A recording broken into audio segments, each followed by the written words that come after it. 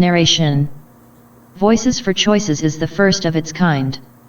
Courageous individuals speak out about their experience with the mental health system's use of force and coercion.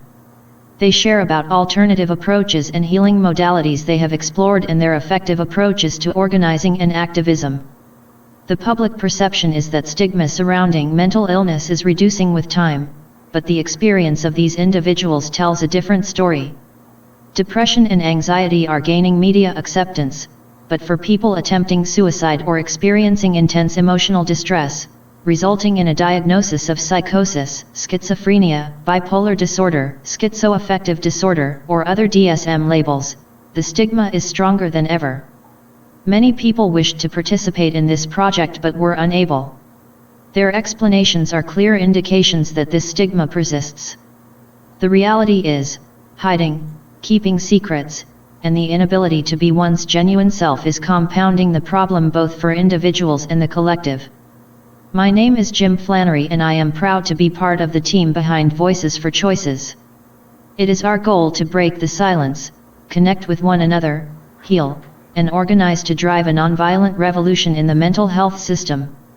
This is the journey of the healer and the activist. Music credit, amazing, written and produced by Mark Sturgis.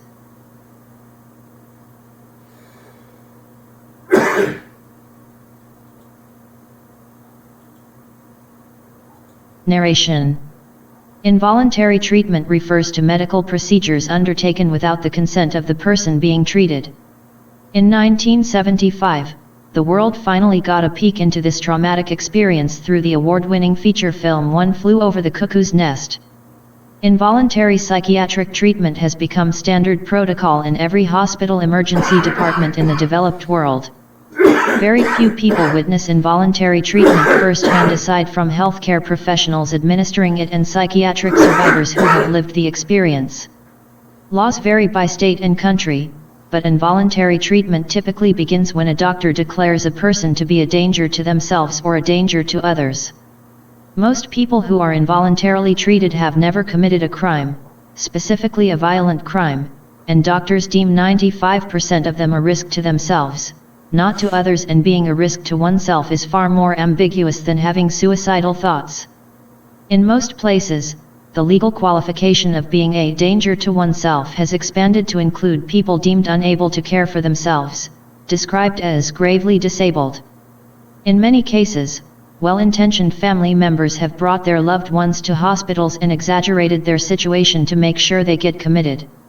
Once a person has been involuntarily committed to a hospital, a separate process usually regulates forced drugging. But even without a court order or prior approval, medical professionals commonly restrain and inject individuals with drugs to control undesired behavior. Once an involuntary commitment begins, the circumstance tends to worsen any emotional distress the individual is experiencing, which then amplifies their outbursts and causes medical staff to respond in an amplified manner. Involuntary commitment and forced drugging continue until a doctor determines the individual is fit to return to the community, with the individual having no idea when it will end or if it ever will.